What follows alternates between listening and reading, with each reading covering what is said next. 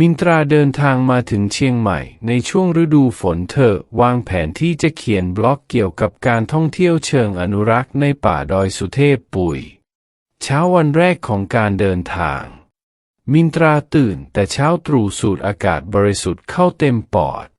เธอสวมใส่เสื้อยืดสีเขียวอ่อนกางเกงขายาวสีกากีและรองเท้าเดินป่ากระเป๋าเป้ใบโปรดบรรจุอุปกรณ์สำคัญกล้องถ่ายรูปสมุดบันทึกเสบียงและอุปกรณ์ปฐมพยาบาลมินตราเริ่มต้นการเดินป่าด้วยความตื่นเต้นเธอเดินตามเส้นทางศึกษาธรรมชาติสังเกตพืชพันธุ์และสัตว์ป่านานาชนิดบันทึกภาพและจดโน้ตอย่างขมักเขม้นหวังว่าจะได้ข้อมูลดีๆสำหรับบล็อกพบกับชาวบ้านในพื้นที่และได้รับฟังเรื่องเล่าเกี่ยวกับตำนานในป่าแห่งนี้ระหว่างทางมินตราได้ยินเสียงน้ำตกในระยะไกลเธอตัดสินใจแยกจากเส้นทางหลักเพื่อตามหาต้นกำเนิดของเสียงเดินลัดเลาะไปตามพุ่มไม้และโขดหินใจเต้นแรงด้วยความตื่นเต้นสังเกตเห็นรอยเท้าประหลาดบนพื้นโคลนแต่ไม่ได้ใส่ใจมากนักหลังจากเดินมาได้สักพักมินตราพบกับปากถ้ำที่ซ่อนอยู่หลังม่านน้ำตกถ้ำมีลักษณะแปลกตาผนังเป็นสีฟ้าอมเขียวมีรอยสลักโบราณที่ไม่เคยเห็นมาก่อนเธอรู้สึกถึงกระแสพลังงานบางอย่างที่แผ่ออกมาจากภายในถ้ำด้วยความอยากรู้อยากเห็นมินตราตัดสินใจเดินเข้าไปสำรวจแม้จะรู้สึกหวาดหวั่นอยู่บ้างอากาศเย็นเยือกและมีกลิ่นประหลาดคล้ายดอกไม้ผสมกับโอโซนแสงสลัวสีฟ้าส่องมาจากผลึกบนเพดานถ้ำทำให้บรรยากาศดูเหมือนอยู่ใต้น้ำมินตราเดินลึกเข้าไปเรื่อยๆจนมาถึงห้องโถงกว้างกลางถ้ำในห้องโถงกลางถ้ำมินตราพบกับวงแหวนหินขนาดใหญ่ที่ตั้งตระหง่านอยู่วงแหวนมีสัญลักษณ์แปลกๆสลักอยู่โดยรอบเรืองแสงเป็นประกายเธอรู้สึกถึงแรงดึงดูดบางอย่างจากวงแหวนราวกับมีเสียงกระซิบเรียกชื่อเธอด้วยความสงสัยและความกล้ามินตราค่อยๆเดินเข้าไปใกล้เหตุการณ์ไม่คาดฝันทันใดนั้นพื้นถ้ำก็สั่นสะเทือนอย่างรุนแรงวงแหวนหินเริ่มหมุนและส่องแสงจ้ามินตรารู้สึกเหมือนถูกดูดเข้าไปในวงแหวนเธอพยายามต่อต้านแต่ไม่เป็นผลโลกรอบตัวเธอหมุนวนและพร่าเลือนก่อนที่ทุกอย่างจะดับวูบลงมินตราค่อยๆลืมตาขึ้นสัมผัสได้ถึงพื้นหญ้านุ่มใต้ร่างท้องฟ้าสีม่วงอมชมพูมีดวงจันทร์2 ดวงลอยเด่นต้นไม้รอบตัวมีใบสีเงินวาวส่องประกายระยิบระยับเสียงร้องของสัตว์แปลกหูดังมาจากที่ไกลๆมินตราลุกขึ้นนั่งสำรวจร่างกายตัวเองเสื้อผ้ายังคงเหมือนเดิมแต่มีรอยขาดเล็กน้อยกระเป๋าเป้ยังอยู่กับตัวแต่กล้องถ่ายรูปเสียหายเธอรู้สึกมึนงงและสับสนพยายามทำความเข้าใจกับสิ่งที่เกิดขึ้นมินตราเดินสำรวจพื้นที่โดยรอบ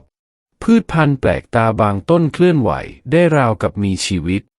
สายน้ำไหลสีรุ้งส่งเสียงคล้ายเพลงกล่อมก้อนหินลอยได้บางก้อนมีแสงเรืองรองจากภายใน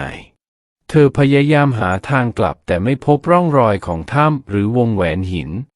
ความกังวลเริ่มก่อตัวแต่ความอยากรู้อยากเห็นก็มีมากเช่นกันเธอตัดสินใจเดินต่อไปหวังว่าจะพบเจอผู้คนหรือทางออกขณะที่มินตรากำลังเดินอยู่นั้นเธอได้ยินเสียงคำรามดังมาจากพุ่มไม้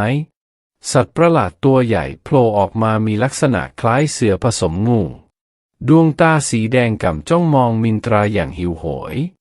มินตราตกใจสุดขีดพยายามวิ่งหนีแต่สะดุดรากไม้ล้มลงในวินาทีที่คิดว่าตัวเองคงไม่รอดเสียงฟ้าร้องดังสนั่นตามด้วยสายฟ้าสีทองพุ่งมาจากฟากฟ้า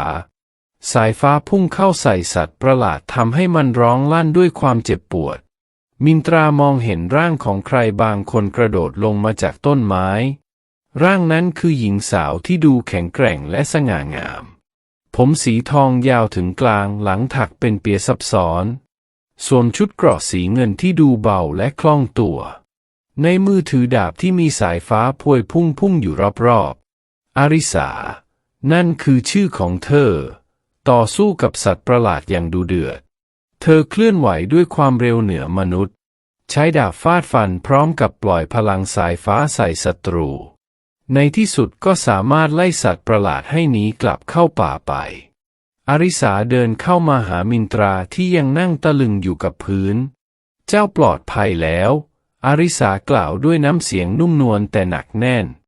มินตราพยายามพูดแต่คำพูดติดอยู่ในลำคอ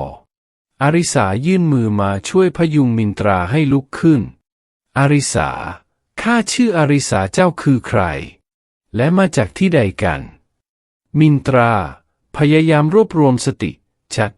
ฉันชื่อมินตราฉันมาจากอีกโลกหนึ่งอาริสาขมวดคิ้วเล็กน้อยอีกโลกหนึ่งเจ้าคงเป็นผู้ถูกเลือกตามคำทำนายโบราณมินตราคำทำนาย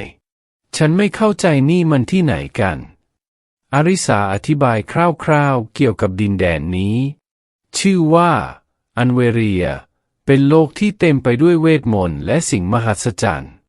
กำลังเผชิญกับภัยคุกคามจากกองทัพปีศาจที่นับวันจะทวีความรุนแรงมีคำทำนายถึงผู้มาจากต่างโลกที่จะช่วยกอบกู้ดินแดนนี้อาริสาตัดสินใจพามินตราไปยังหมู่บ้านใกล้เคียง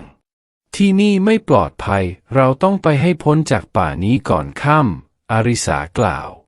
มินตราเดินตามอาริสาไปสมองยังคงประมวลผลทุกอย่างที่เกิดขึ้นระหว่างทางอาริสาคอยระวังภัยและอธิบายเกี่ยวกับอันเวเรียให้มินตราฟังมินตรามีพลังวิเศษเหรออาริสาใช่ข้าเป็นหนึ่งในผู้พิทักษ์สายฟ้าเรามีหน้าที่ปกป้องดินแดนนี้มินตราแล้วฉันจะกลับบ้านได้ไหมอาริสาสีหน้าเคร่งขรึมเรื่องนะเราต้องปรึกษาผู้อาวุโสในหมู่บ้านก่อนหลังจากมาถึงหมู่บ้านมินตราได้รับการต้อนรับอย่างอบอุ่นชาวบ้านให้ที่พักแก่เธอในกระท่อมเล็กๆใกล้กับบ้านของอาริสามินตราพยายามทำความเข้าใจวิถีชีวิตและวัฒนธรรมของอันเวเรียอาริสาคอยช่วยเหลือและอธิบายสิ่งต่างๆให้มินตราเข้าใจวันหนึ่งขณะที่มินตรากำลังช่วยชาวบ้านเก็บผลไม้เธอพยายามเอื้อมไปหยิบผลไม้บนกิ่งสูงแต่ไม่ถึงด้วยความหงุดหงิดเธอพึมพำถ้าฉันแค่สามารถดึงมันลงมาได้ก็คงดีทันใดนั้นผลไม้ก็ลอยและล่องลงมาหาเธอท่ามกลางความตกตะลึงของทุกคนมินตราตกใจกับสิ่งที่เกิดขึ้นเธอพยายามทำซ้ำโดยการเพ่งมองที่ผลไม้อื่นๆบางลูกลอยได้บางลูกไม่เป็นไปอาริสาที่เห็นเหตุการณ์รีบเข้ามาหามินตราทันทีอาริสาอธิบายให้มินตราฟังนี่คือพลังจิตหนึ่งในพลังวิเศษที่หายากในอันเวเรียอาริสากล่าวเจ้าต้องได้รับการฝึกฝนเพื่อควบคุมพลังนี้ไม่เช่นนั้นอาจเป็นอันตรายได้มินตรารู้สึกทั้งตื่นเต้นและกลัวกับพลังใหม่ของตัวเองอาริสาเสนอตัวเป็นผู้ฝึกสอนมินตราลังเลเล็กน้อยแต่ในที่สุดก็ตกลงทั้งคู่เริ่มวางแผนการฝึกฝนอย่างจริงจังอาริสาเริ่มสอนมินตราเกี่ยวกับการควบคุมพลังเริ่มจากการฝึกสมาธิและการหายใจฝึกการเคลื่อนย้ายวัตถุขนาดเล็กด้วยพลังจิตมินตราพบว่าการควบคุมพลังเป็นเรื่องยากแต่เธอก็ไม่ย่อท้อบางครั้งพลังของมินตราก็ควบคุมไม่ได้ทำให้เกิดอุบัติเหตุเล็กๆน้อยๆอาริสาคอยให้กำลังใจและช่วยเหลืออย่างอดทน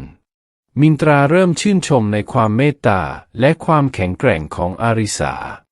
ระหว่างการฝึกฝนทั้งคู่ใช้เวลาด้วยกันมากขึ้น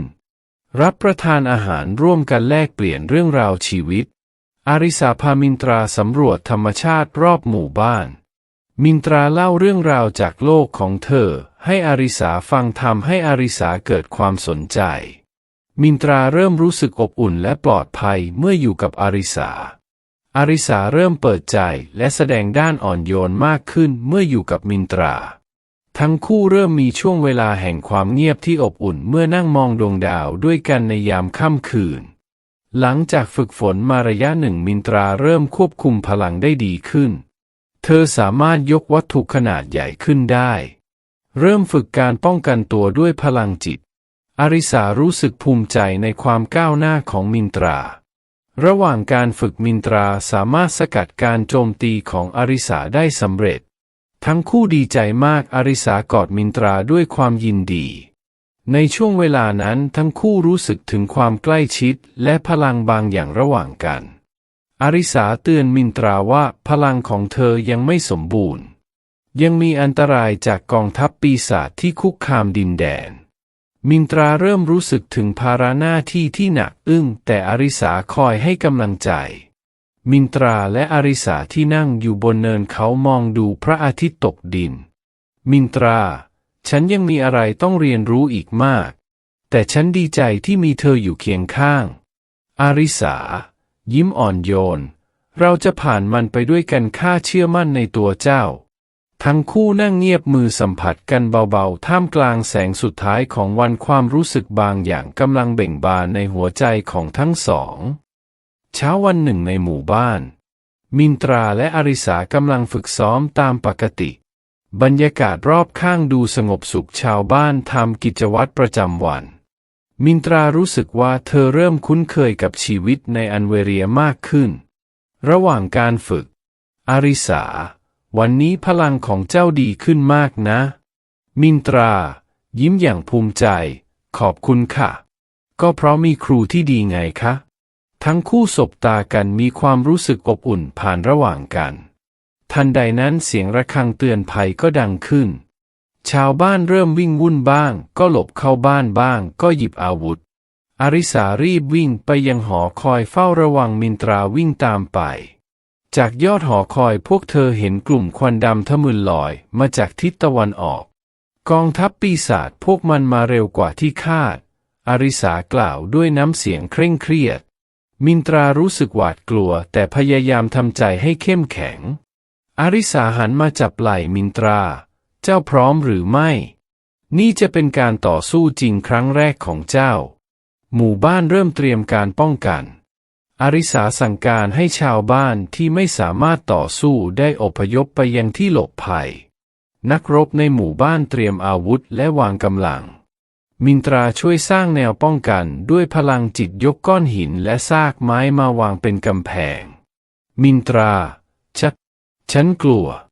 อาริสาจับมือมินตราไม่เป็นไรความกลัวเป็นเรื่องธรรมดาแต่เราต้องเผชิญหน้ากับมันมินตรารู้สึกถึงความอบอุ่นและกำลังใจจากสัมผัสของอาริสากองทัพปีศาจปรากฏตัวสัตว์ประหลาดหลากหลายรูปร่างบ้างมีปีกบ้างมีเขี้ยวยาวเสียงคำรามและกรีดร้องดังสนั่นหวั่นไหวท้องฟ้าเริ่มมืดครึ้มด้วยพลังงานชั่วร้ายการต่อสู้เริ่มขึ้นอาริสานำทัพใช้ดาบสายฟ้าฟาดฟันศัตรูมินตราใช้พลังจิตยกก้อนหินขว้างใส่ปีศาจและสร้างโล่ป้องกันให้เพื่อนร่วมรบการต่อสู้ดุเดือดทั้งสองฝ่ายสูญเสียปีศาจตัวใหญ่บุกเข้ามาถึงใจกลางหมู่บ้านอาริสาถูกโจมตีและล้มลงดาบหลุดจากมือมินตราเห็นเหตุการณ์เกิดความโกรธและกลัวในเวลาเดียวกันด้วยความรู้สึกรุนแรงพลังจิตของมินตราพุ่งทะยานขึ้นเธอสามารถยกวัตถุขนาดใหญ่หลายชิ้นพร้อมกันและขว้างใส่ปีศาจตัวใหญ่ถูกโจมตีอย่างหนักและถอยร่นไปหลังจากการโจมตีของมินตรากองทัพปีศาจเริ่มถอยทัพชาวบ้านโห่ร้องด้วยความยินดีมินตรารีบวิ่งไปหาอาริสาที่บาดเจ็บมินตราประคองอาริสาตรวจดูบาดแผลอาริสายิ้มทั้งที่เจ็บเจ้าทำได้ดีมากข้าภูมิใจในตัวเจ้ามินตรารู้สึกโล่งใจและปลาบปลื้มน้ำตาเริ่มคลอหลังจากเหตุการณ์สงบลงมินตรานั่งเฝ้าอาริสาที่กำลังพักฟื้นเธอนึกถึงความกลัวที่รู้สึกตอนเห็นอาริสาถูกโจมตีมินตราเริ่มตระหนักว่าความรู้สึกที่มีต่ออาริสานั้นลึกซึ้งกว่าที่คิดมินตราฉันกลัวมากเลยตอนที่เห็นคุณถูกโจมตีอาริสาข้าก็เช่นกันตอนที่เห็นเจ้าเสี่ยงอันตรายทั้งคู่สบตากันมีความรู้สึกบางอย่างที่ไม่อาจพูดออกมาเป็นคำพูดหลังจากการโจมตีของกองทัพปีศาจ ผู้อาวุโสของหมู่บ้านตัดสินใจส่งมินตราและอาริสาไปรายงานเหตุการณ์ที่เมืองหลวงทั้งคู่เตรียมเสบียงและอุปกรณ์จำเป็นสำหรับการเดินทางชาวบ้านมาส่งและอวยพรให้เดินทางปลอดภัยวันแรกของการเดินทางมินตราฉันไม่เคยไปเมืองหลวงมาก่อนเลยรู้สึกตื่นเต้นจังอาริสาเจ้าต้องระวังตัวด้วยเมืองหลวงอาจไม่ปลอดภัยอย่างที่คิดมินตรายิ้มไม่เป็นไรค่ะฉันมีคุณอยู่ด้วยนี่นาทั้งคู่ต้องเดินผ่านป่าทึบที่เต็มไปด้วยอันตรายพวกเธอเจอกับพืชกินคนขนาดใหญ่ที่พยายามจับมินตราอาริสาใช้ดาบสายฟ้าฟันพืชนั้นขณะที่มินตราใช้พลังจิตดึงตัวเองออกมาอาริสากอดมินตราข้าดีใจที่เจ้าปลอดภัยมินตราซบไหล่อาริสาขอบคุณนะคะที่ช่วยฉันทั้งคู่สบตากันมีความรู้สึกอบอุ่นผ่านระหว่างกันวันที่สองของการเดินทางพวกเธอพบหมู่บ้านเล็กๆที่ถูกปีศาจโจมตีชาวบ้านบาดเจ็บและขาดอาหารมินตราและอาริสาตัดสินใจหยุดพักและช่วยเหลืออาริสาช่วยซ่อมแซมบ้านเรือนที่เสียหายมินตราใช้พลังจิตช่วยยกซากปรักหักพังและรักษาผู้บาดเจ็บ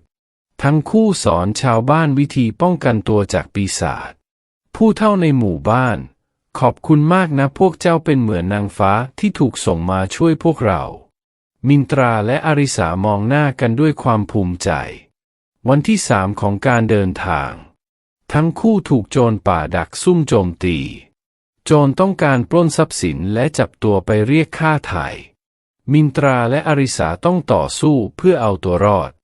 อาริสาและมินตราต่อสู้ประสานกันอย่างลงตัวมินตราใช้พลังจิตป้องกันอาริสาขณะที่อาริสาโจมตีศัตรูในที่สุดพวกเธอก็เอาชนะโจรได้โดยไม่ต้องทำร้ายพวกเขาจนเกินจำเป็นมินตราเราเข้าใจกันดีจังเลยนะไม่ต้องพูดอะไรก็รู้ว่าอีกคนจะทำอะไรอาริสายิ้มนั่นเพราะเราไว้ใจกันอย่างสมบูรณ์คืนสุดท้ายก่อนถึงเมืองหลวงทั้งคู่ตั้งแคมป์บนเนินเขามองเห็นแสงไฟของเมืองหลวงในระยะไกลพวกเธอนั่งคุยกันใต้ท้องฟ้าที่เต็มไปด้วยดวงดาวมินตราอาริสาฉันรู้สึกว่าตัวเองเปลี่ยนไปมากตั้งแต่มาที่นี่อาริสาเจ้าเปลี่ยนไปในทางที่ดีขึ้นนะแข็งแกร่งขึ้นกล้าหาญขึ้นมินตราและฉันก็พบว่าฉันมีความรู้สึกพิเศษกับใครบางคนด้วยอาริสาหัวใจเต้นแรงมินตราข้าทันใดนั้นเสียงระเบิดดังขึ้นจากทิศทางของเมืองหลวงทำให้บทสนทนาต้องหยุดชะงักทั้งคู่ลุกขึ้นยืนอย่างตกใจอาริสาเกิดอะไรขึ้นที่เมืองหลวงเราต้องรีบไปดูมินตราพยักหน้าใช่เราต้องช่วยพวกเขามินตราและอาริสาเดินทางมาถึงเมืองหลวงในยามเช้าเมืองหลวงอันเวเรียเต็มไปด้วยอาคารสูงตระหง่านหอคอยเวทมนต์และสวนลอยฟ้าผู้คนมากมายเดินขวักไขว่บ้างก็ใช้เวทมนต์ในชีวิตประจำวันมินตราตื่นตาตื่นใจกับความวิจิตรของเมืองแต่อาริสาดูกังวลใจอาริสาพามินตราไปยังวังหลวงเราต้องรายงานตัวกับสภาที่ปรึกษาอาริสาบอกมินตราสังเกตเห็นความเคร่งเครียดในน้ำเสียงของอาริสาในห้องประชุมใหญ่ของวังหลวงสภาที่ปรึกษาประกอบด้วยผู้อาวุโสและนักเวทชั้นสูงอาริสารายงานเหตุการณ์การโจมตีของกองทัพปีศาจและการค้นพบพลังของมินตราสมาชิกสภาฟังอย่างตั้งใจบางคนมองมินตราด้วยสายตาประหลาดประธานสภาเอ่ยขึ้นมินตราเจ้าคือผู้ที่ถูกกล่าวถึงในคำพยากรณ์โบราณมินตราคำพยากรณ์อะไรคะประธานสภาคำพยากรณ์ที่กล่าวถึงผู้มาจากต่างโลกที่จะช่วยกอบกู้อันเวเรียจากหายนะมินตราคือผู้ที่ถูกเลือกให้เป็นกุญแจสำคัญในการต่อสู้กับกองทัพปีศาจอาริสาถูกมอบหมายให้เป็นผู้พิทักษ์และฝึกฝนมินตรารู้สึกสับสนและโกรธทำไมไม่มีใครบอกฉันเรื่องนี้ก่อนมินตราถามเสียงสั่น อาริสาพยายามอธิบายข้าอยากบอกเจ้าแต่ไม่อาจทำได้จนกว่าจะถึงเวลาที่เหมาะสมมินตราออกจากห้องประชุมด้วยความสับสนเธอเดินไปยังสวนในวังหลวงพยายามทำความเข้าใจกับทุกสิ่งที่ได้ยินอาริสาตามมาพยายามอธิบายและขอโทษมินตราทุกอย่างที่เกิดขึ้นระหว่างเรามันเป็นเพียงหน้าที่ของคุณใช่ไหมอาริสาไม่ใช่อย่างนั้นมินตราความรู้สึกของข้าต่อเจ้าเป็นความจริงมินตราแล้วฉันจะเชื่อได้ยังไงคุณโกหกฉันมาตลอดสับสนกับบทบาทที่ถูกกำหนดไว้ล่วงหน้าไม่แน่ใจในความรู้สึกของตัวเองและของอาริสากลัวว่าทุกอย่างที่เกิดขึ้นเป็นเพียงส่วนหนึ่งของแผนการหลังจากครุ่นคิดอยู่พักใหญ่มินตราตัดสินใจฉันต้องการเวลาอยู่คนเดียวมินตราบอกอาริสาอาริสาพยักหน้าด้วยความเข้าใจแม้จะเจ็บปวดข้าเข้าใจข้าจะรอเจ้าเสมอมินตราเดินจากไปทิ้งอาริสาไว้ในสวนเธอต้องการเวลาทบทวนความรู้สึกและบทบาทของตัวเองอาริสามองตามด้วยความเสียใจและหวังว่ามินตราจะให้อภัยเธอในขณะที่มินตรากำลังสับสนกับความรู้สึกและบทบาทของตัวเองเสียงระเบิดดังขึ้นจากชายแดนของเมืองหลวงทหารวิ่งวุ่นเพื่อรับมือกับการโจมตีมินตรารู้ว่าเธอต้องตัดสินใจว่าจะรับบทบาทที่ถูกกำหนดไว้หรือไม่หลังจากเหตุการณ์ในเมืองหลวงสภาที่ปรึกษาตัดสินใจให้มินตราฝึกฝนกับอาจารย์เอเธอเรียลนักเวทผู้ทรงพลังที่สุดในอันเวเรียมินตราย้ายไปอยู่ที่หอคอยเวทมนต์เพื่อฝึกฝนอย่างเข้มข้นอาริสาถูกมอบหมายให้เฝ้าระวังและปกป้องหอคอยแต่ไม่ได้รับอนุญาตให้เข้าร่วมการฝึก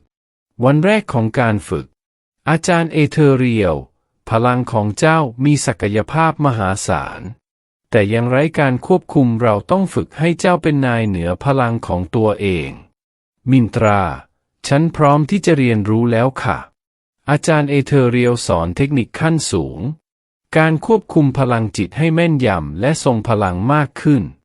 การสร้างภาพลวงตาและการเคลื่อนย้ายวัตถุขนาดใหญ่การใช้พลังจิตในการต่อสู้และป้องกันตัวมินตราต้องยกภูเขาลอยขึ้นกลางอากาศโดยใช้พลังจิตเธอต้องต่อสู้กับภาพลวงตาของปีศาจที่อาจารย์สร้างขึ้นการฝึกสมาธิใต้น้ำตกพลังงานเวทมนต์เป็นเวลาหลายชั่วโมงอาริสาเฝ้ามองการฝึกของมินตราจากระยะไกลเธอรู้สึกภูมิใจในความก้าวหน้าของมินตราแต่ก็กังวลกับอันตรายที่อาจเกิดขึ้นบางครั้งเธอรู้สึกหึงหวงเล็กน้อยเมื่อเห็นมินตราสนิทสนมกับอาจารย์เอเธอเรียลการพูดคุยระหว่างอาริสากับเพื่อนทหารท่านดูกังวลมากนะขุนพลอาริสาข้าแค่เป็นห่วงความปลอดภัยของเธอและกลัวว่าเธอจะไม่ต้องการข้าอีกต่อไปเพื่อนทหารท่านควรบอกความรู้สึกของท่านกับเธอนะระหว่างการฝึกมินตราต้องต่อสู้กับความรู้สึกภายในเธอพยายามทุ่มเทกับการฝึกฝนแต่ก็อดคิดถึงอาริสาไม่ได้ความรู้สึกผิดที่เคยโกรธอาริสาและความสับสนในบทบาทของตัวเองความกดดันจากความคาดหวังของทุกคนที่มีต่อเธอในฐานะผู้ถูกเลือกบทสนทนากับอาจารย์เอเธอเรียลอาจารย์จิตใจที่ไม่สงบจะทำให้พลังของเจ้าไม่เสถียรเจ้ากำลังกังวลอะไรอยู่หรือมินตราฉันไม่แน่ใจว่าฉันพร้อมสำหรับภาระหน้าที่นี้หรือเปล่าและยังมีเรื่องของอาริสาอาจารย์บางครั้งการเผชิญหน้ากับความรู้สึกของตัวเองก็เป็นส่วนหนึ่งของการฝึกฝนเช่นกันหลังจากการฝึกฝนอย่างหนักเป็นเวลาหลายสัปดาห์มินตราสามารถควบคุมพลังได้อย่างน่าทึ่งสร้างความประทับใจให้กับทุกคนอาจารย์เอเธอเรียลประกาศว่ามินตราพร้อมสำหรับการทดสอบครั้งสุดท้ายการทดสอบครั้งสุดท้ายมินตราต้องเผชิญหน้ากับภาพลวงตาของความกลัวที่ใหญ่หลวงที่สุดของเธอ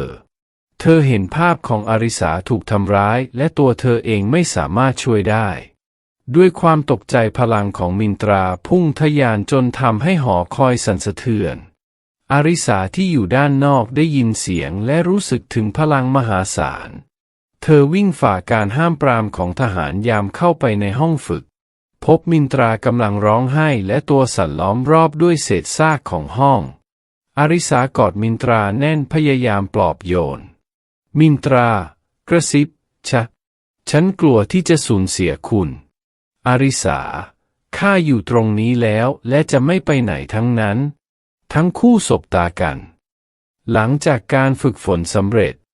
ราชสำนักจัดงานเลี้ยงฉลองความสำเร็จของมินตราบรรดาขุนนางนักเวทและทหารชั้นสูงมาร่วมงานมินตราสวมชุดพิธีการสีทองดูสง่างามและทรงพลังผู้คนพากันชื่นชมและสนทนากับมินตราอาริสายืนเฝ้าระวังอยู่ไม่ไกลคอยสังเกตการณ์มินตราสบตากับอาริสาเป็นระยะทั้งคู่ยิ้มให้กันอย่างอบอุ่นระหว่างงานเลี้ยงลอร์ดเวกที่ปรึกษาคนสนิทของกษัตริย์เข้ามาคุยกับมินตราเขาชวนมินตราไปดูของขวัญพิเศษที่เตรียมไว้ให้ในห้องส่วนตัวมินตราตกลงไปด้วยความไว้วางใจโดยไม่ทันสังเกตสายตาเจ้าเล่ห์ของลอร์ดเวกในห้องส่วนตัวลอร์ดเวกเปิดเผยตัวตนที่แท้จริงเขาเป็นสายลับของกองทัพปีศาจเขาใช้เวทมนต์มืดจู่โจมมินตราหวังจะจับตัวเธอไปมินตราต่อสู้อย่างสุดความสามารถแต่ถูกจู่โจมโดยไม่ทันตั้งตัวอาริสารู้สึกไม่สบายใจเธอสังเกตเห็นมินตราหายไปนานเกินไปด้วยสัญชาตญาณเธอรีบตามไปดูที่ห้องส่วนตัว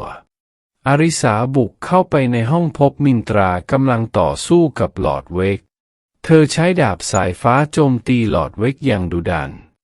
การต่อสู้ทำให้ห้องเสียหายยับเยินเสียงดังไปทั่ววังลอร์ดเวกเรียกกองกำลังสมทบที่ซ่อนตัวอยู่มินตราและอาริสาถูกล้อมด้วยศัตรูจำนวนมากอาริสาตัดสินใจพาตัวมินตราหนีโดยใช้พลังสายฟ้าทำลายกำแพงห้องเสียงระฆังเตือนภัยดังขึ้นทั่วเมืองหลวงทหารและนักเวทวิ่งวุ่นไล่ล่ามินตราและอาริสาประชาชนแตกตื่นไม่เข้าใจสถานการณ์ที่เกิดขึ้นมินตราใช้พลังจิตสร้างม่านหมอกบังตาอาริสานำทางผ่านตรอกซอกซอยที่เธอคุ้นเคย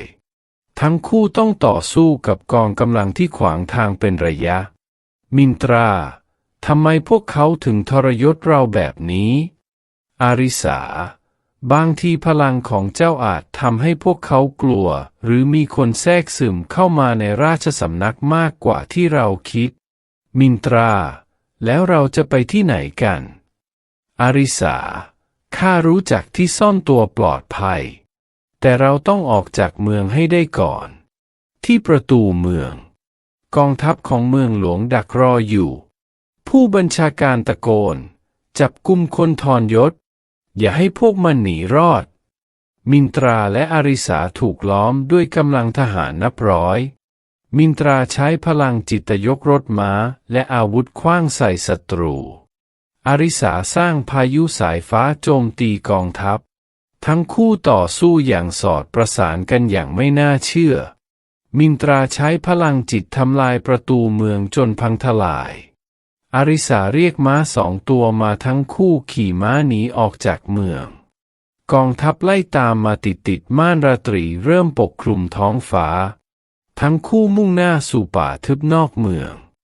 อาริสารู้จักเส้นทางลับที่กองทัพไม่รู้จักพวกเธอหยุดพักในถ้ำลึกลับซ่อนตัวจากการไล่ล่ามินตราขอบคุณนะที่เสี่ยงทุกอย่างเพื่อช่วยฉันอาริสาข้าสัญญาว่าจะปกป้องเจ้าและข้าจะทำตามสัญญานั้นเสมอมินตราจับมืออาริสาเราจะผ่านเรื่องนี้ไปด้วยกันนะอาริสายิ้มอ่อนโยนใช่เราจะผ่านมันไปด้วยกันมินตราและอาริสาเดินทางลึกเข้าไปในป่าทึบ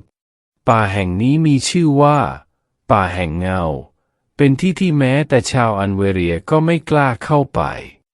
ต้นไม้สูงใหญ่บดบังแสงอาทิตย์ทำให้ภายในป่ามืดครึ้มตลอดเวลาระหว่างทาง อาริสาใช้ดาบสายฟ้าตัดเถาวัลย์และกิ่งไม้ที่ขวางทาง มินตราใช้พลังจิตสร้างแสงสว่างนำทาง ทั้งคู่ต้องระวังสัตว์ร้ายและพืชอันตรายที่ซ่อนตัวอยู่ หลังจากเดินทางหลายชั่วโมง พวกเธอพบกับซากปราสาทโบราณกลางป่า ปราสาทถูกธรรมชาติปกคลุมแต่ยังคงแข็งแรงพอที่จะเป็นที่พักได้ อาริสา ที่นี่คือปราสาทเก่าของราชวงศ์ก่อนไม่มีใครรู้ว่ามันยังอยู่ พวกเธอพบห้องใต้ดินที่ยังอยู่ในสภาพดี มีน้ำพุเล็กๆไหลผ่านใต้ปราสาททำให้มีน้ำดื่ม มินตราใช้พลังจิตเคลื่อนย้ายเศษซากออกทำให้ห้องน่าอยู่ขึ้น หลังจากจัดการที่พัก อาริสาออกไปหาอาหารและสมุนไพรในป่า มินตราใช้พลังจิตสร้างเตียงนุ่มจากใบไม้และมอส เมื่ออาริสากลับมา ทั้งคู่ทานอาหารด้วยกันเป็นครั้งแรกหลังจากหนีมาอาริสารักษาแผลเล็กๆน้อยๆของมินตรา บรรยากาศเงียบสงบแต่เต็มไปด้วยความอบอุ่น หลังจากพักผ่อนสักพัก มินตรา อาริสา เราต้องคุยกันแล้วล่ะ อาริสา พยักหน้า ใช่ข้าคิดเช่นนั้นเหมือนกัน มินตรา ฉันโกรธมากตอนรู้ว่าคุณปิดบังความจริงเรื่องคำทำนาย แต่ตอนนี้ฉันเข้าใจแล้วว่าคุณทำเพื่อปกป้องฉัน อาริสา ข้าขอโทษที่ไม่บอกความจริงกับเจ้าข้าแค่กลัวว่าเจ้าจะไม่พร้อมรับมือกับมัน มินตรา ฉันเข้าใจและฉันขอบคุณที่คุณอยู่เคียงข้างฉันเสมอมา อาริสา มินตรา ข้ารู้ว่านี่อาจไม่ใช่เวลาที่เหมาะสมแต่ข้าต้องบอกเจ้าว่าความรู้สึกของข้าที่มีต่อเจ้านั้นเกินเลยจากหน้าที่ไปมากแล้ว มินตรา น้ำตาคลอ ฉันก็เช่นกันอาริสาฉันรักคุณ อาริสา ยิ้มอย่างอ่อนโยน ข้าก็รักเจ้ามินตรา มินตรา เราจะทำยังไงต่อไปดี ทั้งราชสำนักและกองทัพปีศาจกำลังตามล่าเรา อาริสา เราต้องหาพันธมิตรและเปิดโปงความจริงเรื่องการทรยศในราชสำนัก มินตรา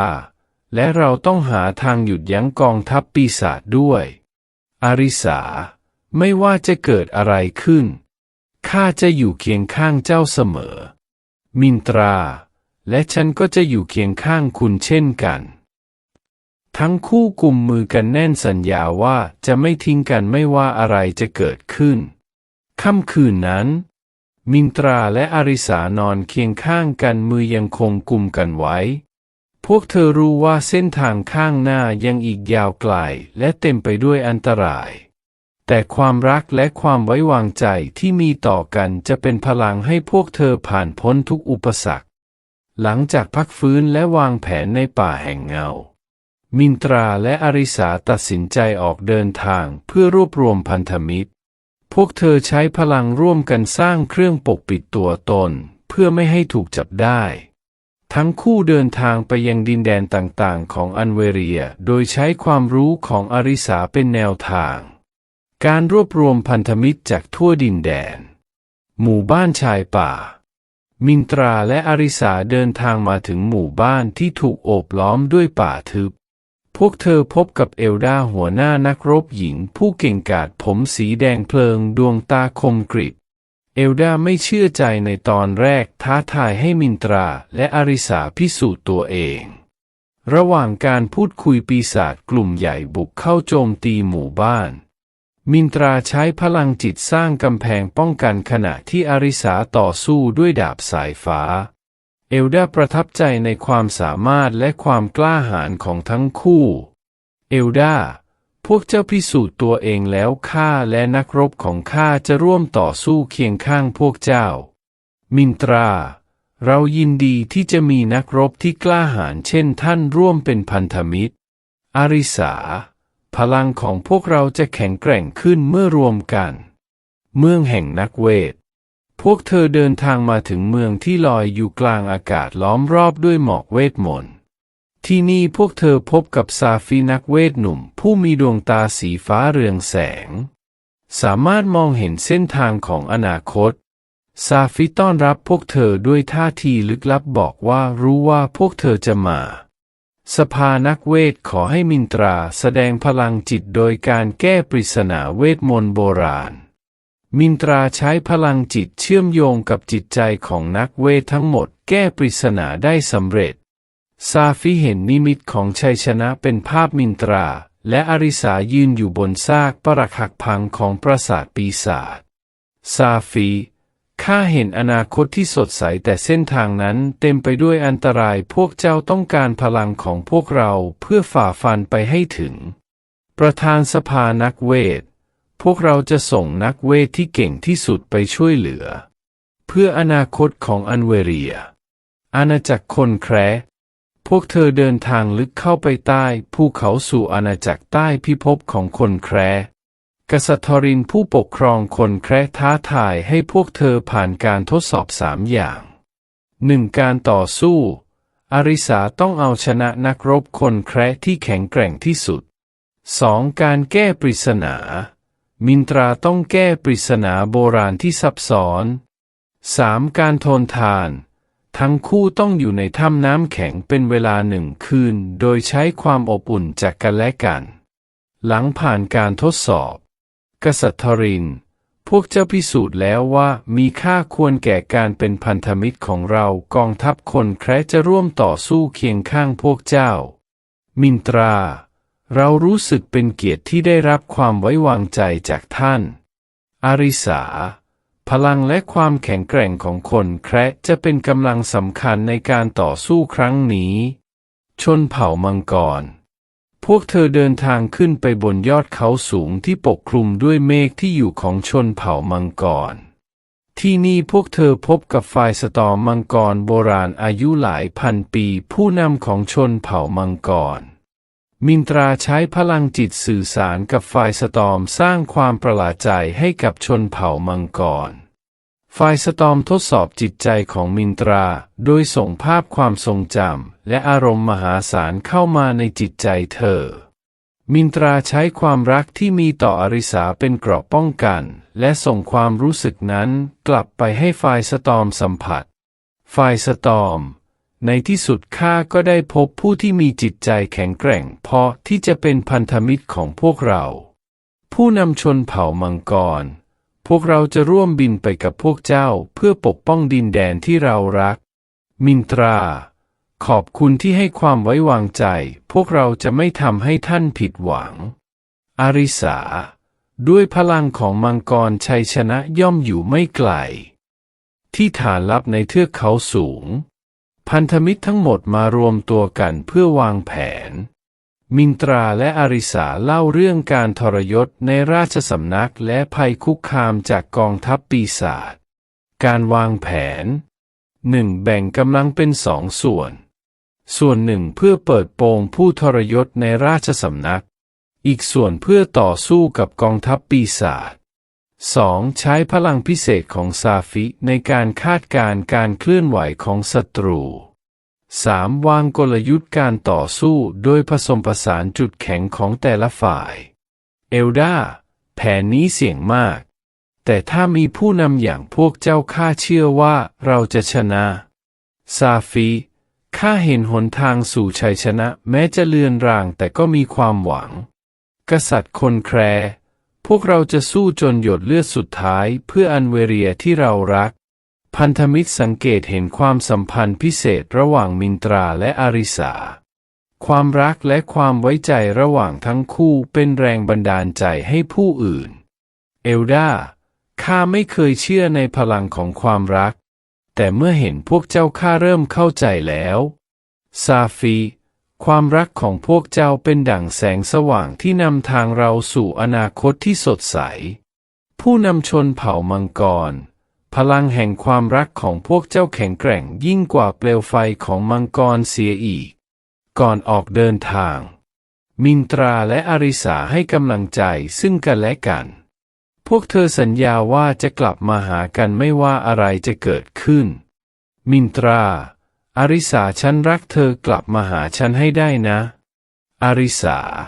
ข้าสัญญาและเจ้าก็ต้องรอข้ากลับมา เราจะชนะด้วยกันทั้งคู่จูบกันอย่างอ่อนโยนท่ามกลางสายตาที่เปี่ยมด้วยความหวังของเหล่าพันธมิตรณชายแดนของอันเวเรียกองทัพพันธมิตรตั้งแคมป์เตรียมพร้อมสำหรับการต่อสู้มินตราและอาริสายืนอยู่บนเนินเขามองดูกองทัพปีศาจที่กำลังใกล้เข้ามามินตรานี่คือวันที่เราเตรียมตัวมาตลอดฉันกลัวแต่ก็พร้อมที่จะเผชิญหน้าอาริสา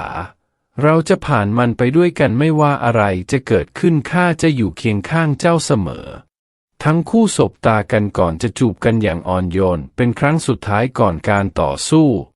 เสียงแตรสัญญาณดังขึ้นกองทัพปีศาจบุกเข้ามาอย่างบ้าคลั่งนำโดยจอมปีศาจเนโครสเอลดานำทัพนักรบหญิงเข้าปะทะกับกองกำลังภาคพื้นดินซาฟิและนักเวทสร้างกำแพงเวทมนต์ป้องกันการโจมตีทางอากาศกษัตริย์ทอรินนำกองทัพคนแคระโจมตีด้านข้างของกองทัพปีศาจอาริสาใช้ดาบสายฟ้าฟาดฟันปีศาจนับร้อยสายฟ้าพุ่งกระจายไปทั่วสนามรบมินตราใช้พลังจิตยกก้อนหินขนาดใหญ่ขว้างใส่กองทัพปีศาจสร้างความเสียหายมหาศาลชนเผ่ามังกรโจมตีจากท้องฟ้าพ่นไฟใส่แนวรบของศัตรูจอมปีศาจเนโครสปรากฏตัวกลางสนามรบปล่อยพลังมืดทำลายล้างไปทั่วมินตราและอาริสาตัดสินใจเผชิญหน้ากับเนโครสโดยตรงอาริสาส่งพลังสายฟ้าเข้าสู่ร่างของมินตราใช้พลังจิตควบคุมสายฟ้าสร้างอาวุธพลังงานขนาดมหึมาทั้งคู่เคลื่อนไหวประสานกันราวกับเป็นหนึ่งเดียวโจมตีเนโครสอย่างต่อเนื่องมินตราฉันรู้สึกถึงพลังของเธออาริสามันช่างยิ่งใหญ่อาริสานี่คือพลังแห่งความรักของเรามินตราใช้มันให้เต็มที่เนโครสใช้พลังมืดโจมตีอาริสาทำให้เธอบาดเจ็บสาหัสมินตราโกรธแค้นความรู้สึกทั้งหมดพุ่งทะยานมินตราเริ่มเรืองแสงสีทองพลังจิตแผ่ซ่านไปทั่วสนามรบเธอสามารถควบคุมทุกอย่างได้ในเวลาเดียวกันทั้งธาตุวัตถุและแม้แต่เวลามินตราใช้พลังนี้หยุดการเคลื่อนไหวของเนโครสและซ่อมแซมร่างกายของอาริสามินตราฉันเข้าใจแล้วนี่คือพลังแห่งการสร้างสรรค์และทำลายฉันสามารถเปลี่ยนแปลงทุกสิ่งได้อาริสาลืมตาขึ้น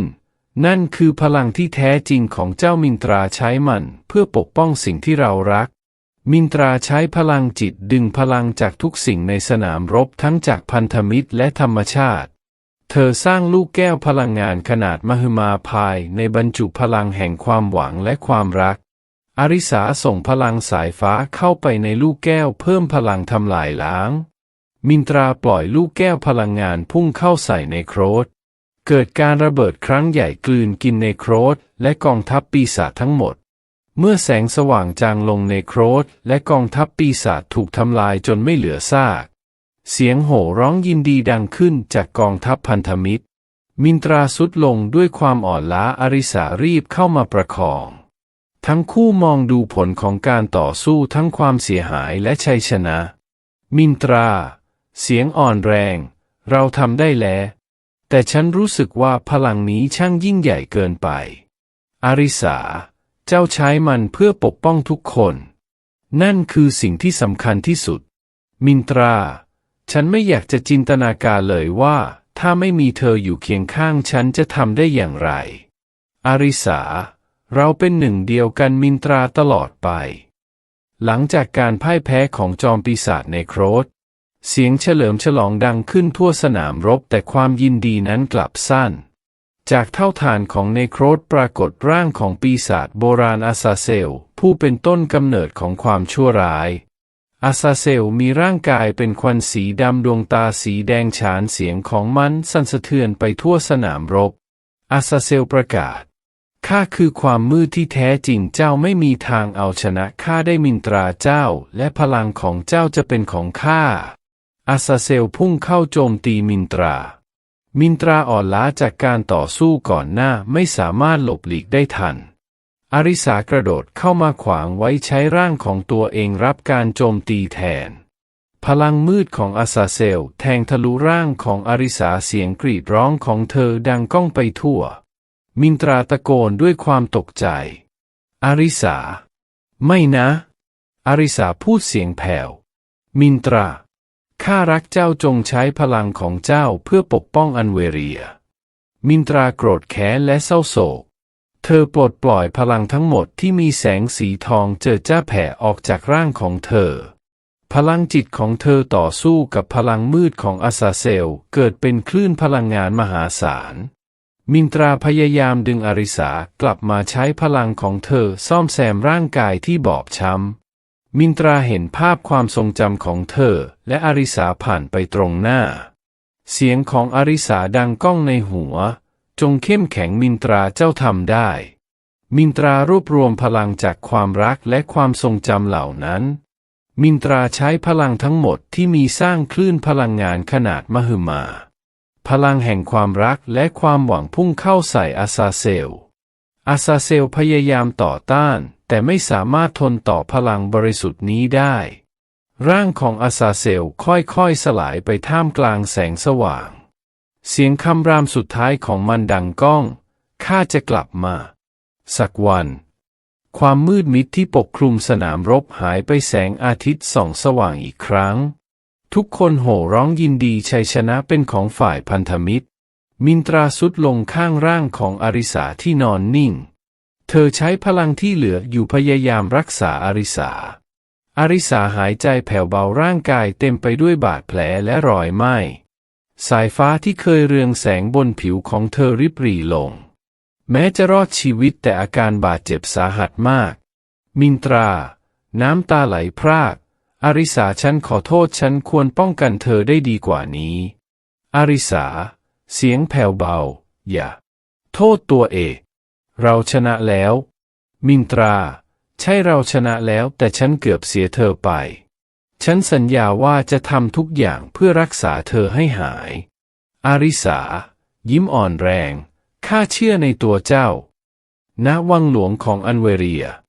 มินตรานั่งข้างเตียงของอาริสาในห้องที่เต็มไปด้วยแสงอ่อนๆและกลิ่นหอมของสมุนไพรอาริสานอนนิ่งร่างกายพันด้วยผ้าพันแผลบางครั้งก็ส่งเสียงครางด้วยความเจ็บปวดมินตราใช้พลังจิตรวมกับการรักษาแบบดั้งเดิมของอันเวเรียเธอวางมือบนบาดแผลของอาริสาปล่อยพลังบำบัดสีทองอ่อนๆซาฟีนักเวทหนุ่มคอยช่วยเหลือด้วยเวทมนต์รักษามินตราอาริสาฉันอยู่นี่แล้วเธอจะต้องหายดีอาริสาเสียงแผ่วเบามินตราเจ้าไม่จำเป็นต้องอยู่เฝ้าข้าตลอดเวลานะมินตราฉันจะไม่ไปไหนทั้งนั้นจนกว่าเธอจะหายดีหลังจากผ่านไปหลายสัปดาห์อาการของอาริสาดีขึ้นทั้งคู่นั่งบนระเบียงวังมองดูพระอาทิตย์ตกดินเหนือเมืองหลวงที่กำลังฟื้นฟูอาริสานั่งบนเก้าอี้เข็นมินตรานั่งข้างๆมือประสานกันไว้อาริสาอันเวเรียเปลี่ยนไปมากเลยนะหลังจากสงครามจบลงมินตราใช่ทุกคนกำลังร่วมมือกันสร้างบ้านเมืองขึ้นใหม่มันสวยงามมากอาริสาและเจ้าล่ะมินตราเจ้าคิดจะอยู่ที่นี่ต่อไปหรือมินตราลังเลฉันยังไม่แน่ใจซาฟีบอกว่าเขาอาจจะหาวิธีส่งฉันกลับบ้านได้มินตราเผชิญกับความขัดแย้งในใจเธอคิดถึงครอบครัวและชีวิตในโลกเดิมแต่ก็รู้สึกผูกพันกับอันเวเรียและอาริสาภาพความทรงจำจากทั้งสองโลกวงเวียนในหัวของเธอมินตราฉันรักเธออาริสาและฉันก็รักที่นี่แต่ฉันก็คิดถึงบ้านเหมือนกันอาริสายิ้มอ่อนโยนข้าเข้าใจมินตรานี่เป็นการตัดสินใจที่ยากมากมินตราถ้าฉันกลับไปฉันจะคิดถึงเธอมากแต่ถ้าฉันอยู่ที่นี่ฉันก็จะไม่ได้เจอครอบครัวอีกเลยซาฟีข้าพบวิธีที่จะส่งมินตรากลับโลกเดิมได้แล้วแต่มีข้อแม้มินตราอาริสาพร้อมกันข้อแม้อะไรซาฟีถ้ามินตรากลับไปเธอจะไม่สามารถกลับมาที่อันเวเรียได้อีกและพลังพิเศษของเธอก็จะหายไปด้วยมินตราและอาริสามองหน้ากันน้ำตาคลอทั้งคู่เงียบไปครู่ใหญ่ต่างคนต่างจมอยู่กับความคิดของตัวเองอาริสา มินตราเจ้าควรกลับบ้านครอบครัวของเจ้ารออยู่มินตราแต่เธอล่ะอันเวเรียล่ะฉันจะทิ้งทุกอย่างไปได้ยังไงอาริสาจูบมือมินตราเจ้าได้ช่วยพวกเราแล้วตอนนี้ถึงเวลาที่เจ้าต้องคิดถึงตัวเองบ้างมินตราน้ำตาไหลฉันต้องการเวลาคิดในห้องสมุดโบราณของวังหลวงมินตราอาริสาและซาฟิกำลังค้นคว้าตำราเก่าแก่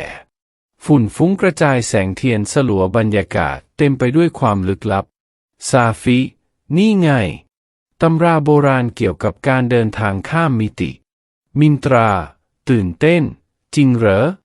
เราสามารถใช้มันได้ไหมซาฟิ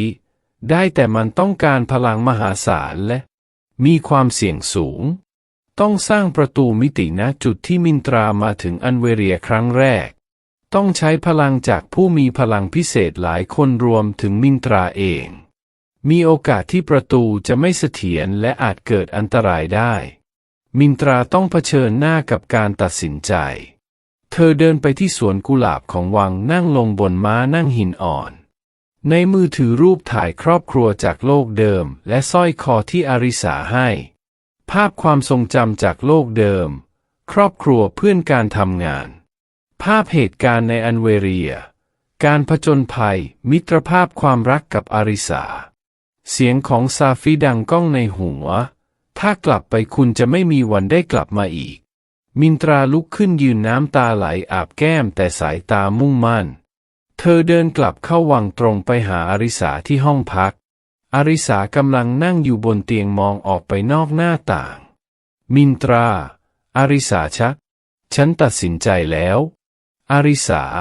หันมามองดวงตาเศร้าแต่อบอุ่นข้าพร้อมฟังแล้วมินตราฉันรักเธออาริสาและฉันรักอันเวเรียแต่อาริสายิ้มเศร้าๆแต่เจ้าต้องกลับบ้านใช่ไหมมินตราน้ำตาไหล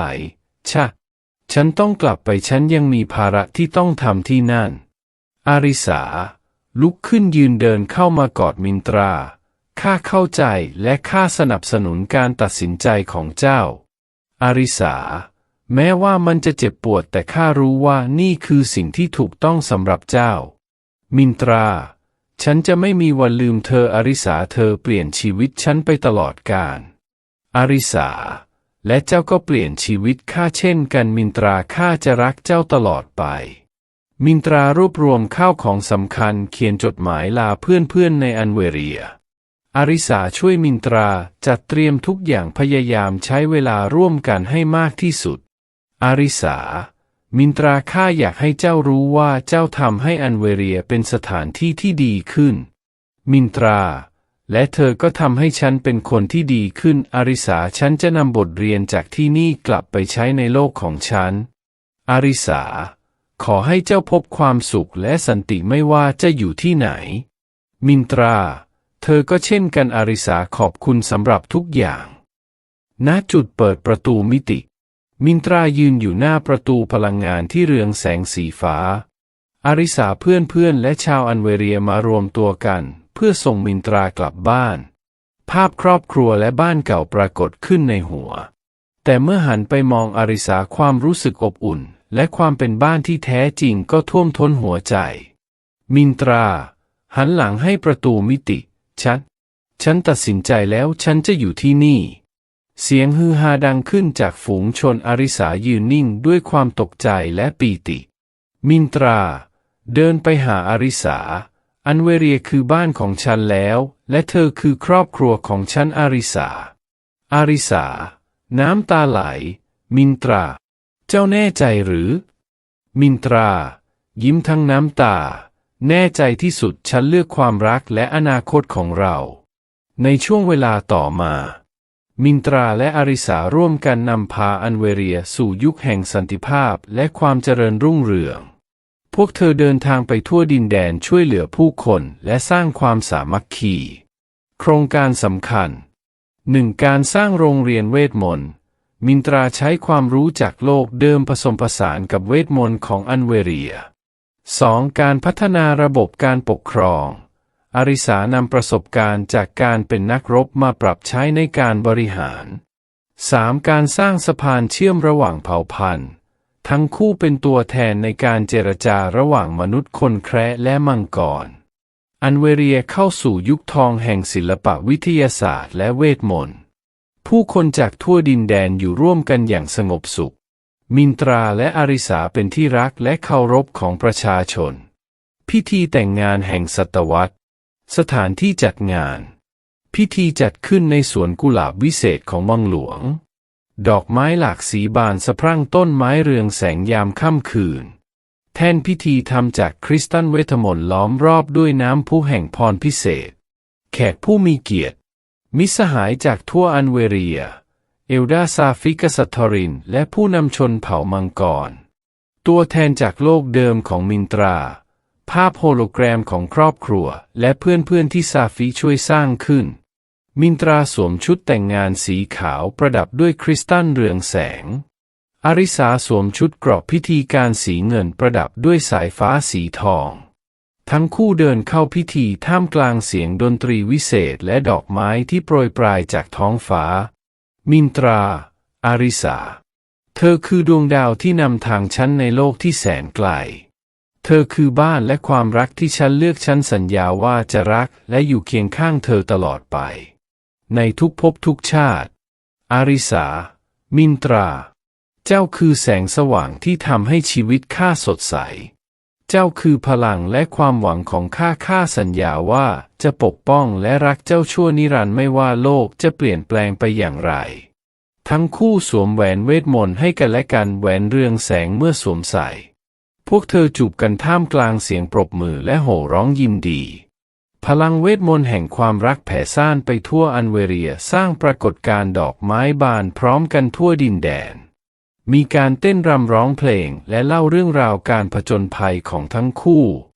อาหารวิเศษจากทุกเผ่าพันธุ์ถูกนำมาร่วมงานท้องฟ้าเต็มไปด้วยดอกไม้ไฟเวทมนต์ที่เล่าเรื่องราวความรักของมินตราและอาริสา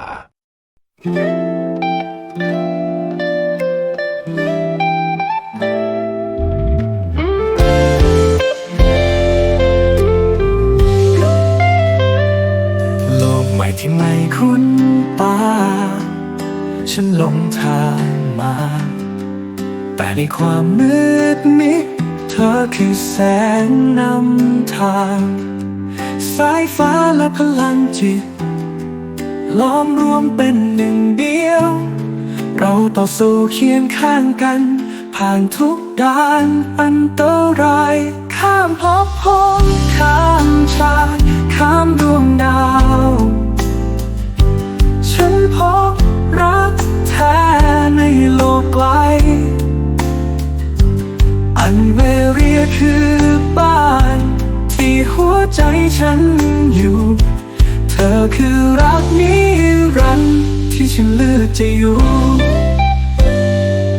ต้องเลือกระหว่างโลกเก่าและใหม่แต่ความรักของเรานั้นไม่มีพรมแดนเราสร้างสรรค์พิสูจน์ด้วยกันทุกวันคือการผจญภัย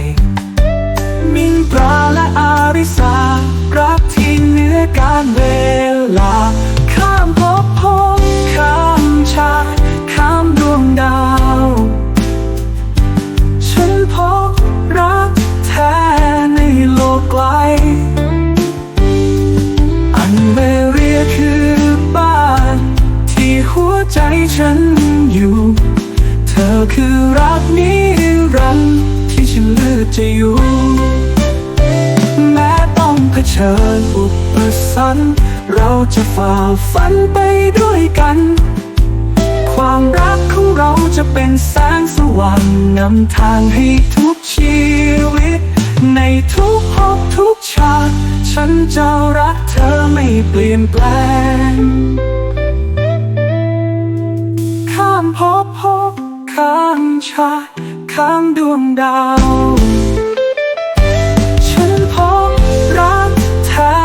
ในโลกไกลอันเวเรียคือบ้านที่หัวใจฉันอยู่เธอคือรักนิรันดร์ที่ฉันเลือกจะอยู่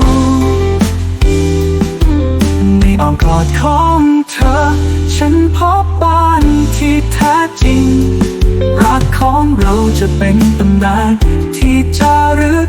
ในดวงดาว